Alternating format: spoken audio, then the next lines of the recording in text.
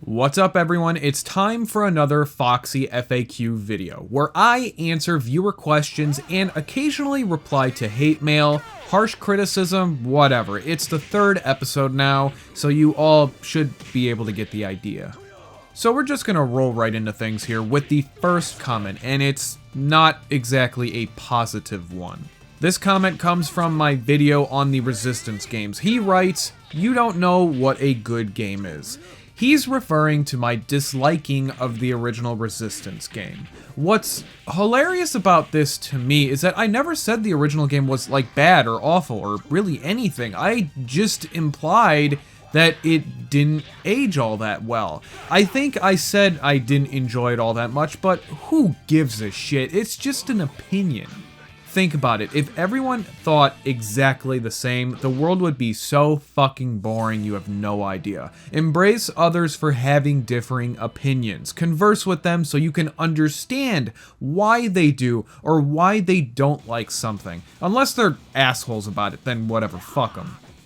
The thrift stores and Goodwills never have video games where I live. You're so lucky you always find games. Thing is, I'm not all that lucky. I'm more persistent than anything. It takes me like 2 months, if not more, to come up with even slightly enough footage to make a thrift store video, since the majority of the time I go to these places, I just simply don't come across jack shit. Okay, yeah, fine, I do find games, but it's mostly sports titles, so a lot of the time I just don't include that footage. Reason being is due to the fact it will get boring and annoying hearing me complain every single video about not finding anything other than Madden, NHL, MLB, or various other sports titles. I'm Muslim and we only shop at Muslim stores, not white man's. Hell yeah, dude. Thanks for sharing that with me. Peter Ramirez asks this next question. Do you collect strategy guides? Kinda, sorta. I mean, if I see a guide for a game that I flat out love, like Ratchet & Clank, Dark Cloud, Castlevania, or, I don't know, Parasite Eve, then yes, I will go out of my way to buy them. Outside of that, I don't really buy guides, unless they're like under $5 or even $3. It sorta just depends on the situation and what the guide actually is. Dude, I'm just saying, but you should do some giveaways on the things you find. See, I thought about doing something like this, but I'd want to do a competition, and I'm worried that I don't have enough socially active subscribers on my channel for it to really work. I don't want to take the time and money to set up the contest, and then only a couple people participate. It would take the whole fun out of it for me. What's always annoyed me in all of my butterfly knife reviews is people asking one very specific thing. Is this a good knife? Or is this worth buying? Motherfucker, the answer to your question is the whole fucking point of a review. If you actually watched the video, you wouldn't have to ask that question. I mean, what do you sit there and click on the video, stop 5 seconds in to write the question, and then fuck off elsewhere? Come on. Some guy even asked me recently if one of the ballast songs I reviewed was sharp. Mind you, it's a training blade, and I state this in the fucking video, that not only is it not sharp, but you couldn't sharpen it if you wanted to. It's not hard to have common sense. It really isn't. Okay, so I received a lot of, well, I wouldn't call it backlash. I guess it was more like, okay, well, in one of my thrift store videos, I talked about overhead projectors and said how kids probably didn't know what these are anymore because back when I was in high school nearly 10 years ago, they began switching over to whiteboards connected to computers, so they would run images from the computer to the whiteboard, or even video. Apparently, this rustled some jimmies for whatever stupid, overly dramatic reason. I genuinely had no idea most schools still use overhead projectors, since it is old technology. I figured since our school, which for the record was not a great one, was switching over, then more schools were as well. I don't know why this pissed off and annoyed people so much, but whatever, cry me a river. I had a coworker ask me a very good question a few weeks back. He asked me if I was ever worried about my videos being demonetized and or if I was ever afraid to upload something knowing it would cause problems with monetization. I'm not gonna say no because a few years back, I used to get very upset when a video would get demonetized because I simply said fuck a few times or the video game I was showing off was graphic. Maybe I said a few crude jokes, whatever. It would bother me because I knew other YouTubers who were obviously way more popular than myself were doing the same damn thing and still making money from their videos.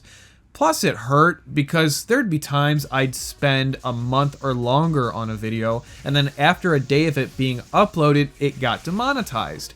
That really used to bother me.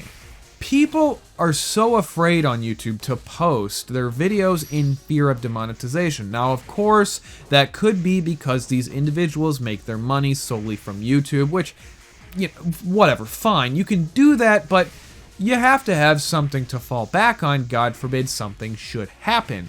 YouTube isn't going to stick around forever. Eventually, YouTube is either going to collapse for various reasons, or there's going to be a competing site that will, at one point, outdo YouTube.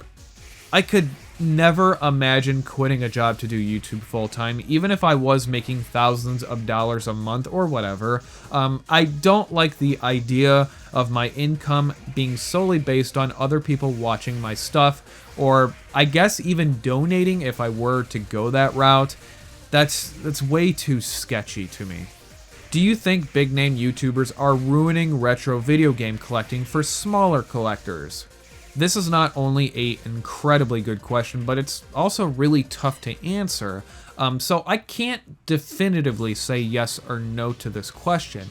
However, I don't think we can just pinpoint this all to the retro game collecting scene. I think YouTubers and social media in general play a large role in the game collecting scene as a whole. For example, say I somehow gain a few million subs and garner a lot of influence with those viewers. Say I talk about a game that isn't super well known. Maybe I call it an amazing game that everyone needs to play, or, you know, whatever. I almost guarantee that a good portion of those viewers are going to buy whatever the game is and or try to sell it at a higher price because, hey, there's now a demand for this game. For example, I remember when the Angry Video Game Nerd made that video on Fester's Quest for the NES.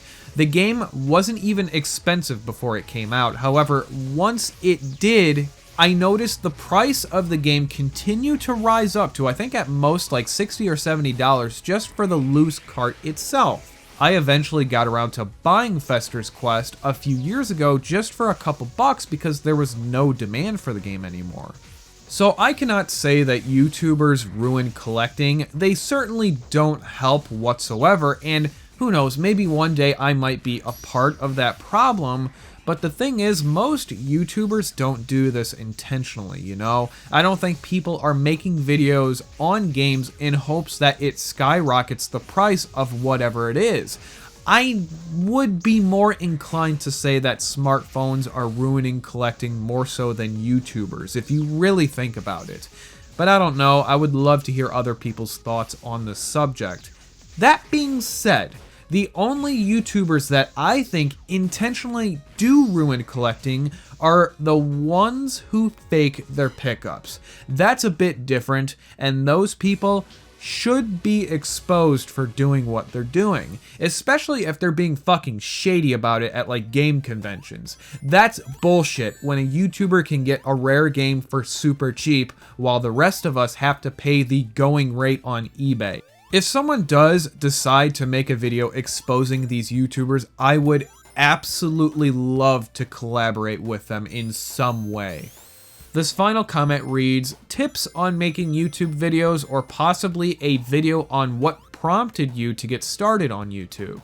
thing is, I feel like I can't make this video or really talk about tips because I'm only at 5,000 subs, so what do I know, right? I'm a small channel. I personally really like that, honestly. I'm not in the massive public eye where every little thing I say or do is used against me like bigger personalities. I have freedom and I can make whatever I want and don't force myself to do something I don't want to do. I don't let other people tell me what I should be making or doing, both in terms of YouTube or in life itself. As far as what got me started on YouTube, I don't think there's enough backstory on that to warrant a video either, but I will answer that for you here. Basically, I grew up playing video games. Hell, I probably started beating Super Nintendo games at around 6 years old, so when I was growing up, one of the things I really wanted to do is write for Nintendo Power or even Game Informer. Mostly, I wanted to make reviews since I've always enjoyed reading them in magazines and watching them on TV back when X-Play was a thing on G4 TV. At the time I discovered YouTube, which would have been back in high school at some point, the Angry Video Game Nerd was still a very new thing, and he, along with a few others, actually inspired me to go out there and start making videos. I've been at this for 10 years now. Yeah, I've deleted a lot of videos from like, I don't know, 2013 and past, just due to how fucking terrible they were, but I've also grown a lot since then, and really take a lot of time trying to polish up my videos so that I am totally 100% happy with them before I publish them. If I'm not happy with what I'm making, I find a way to make it work or I scrap the project entirely. I am not going to publish something I am not happy with. So that's going to wrap up today's video, everyone. Very, very good questions this time around, like usual. So please keep them coming. Even if you've already asked me a question, it's fine. It doesn't matter. It could be about anything as well. I don't mind taking personal questions. It does not bother me whatsoever. Thank you all very much for watching, as always, and I'll see you all next time.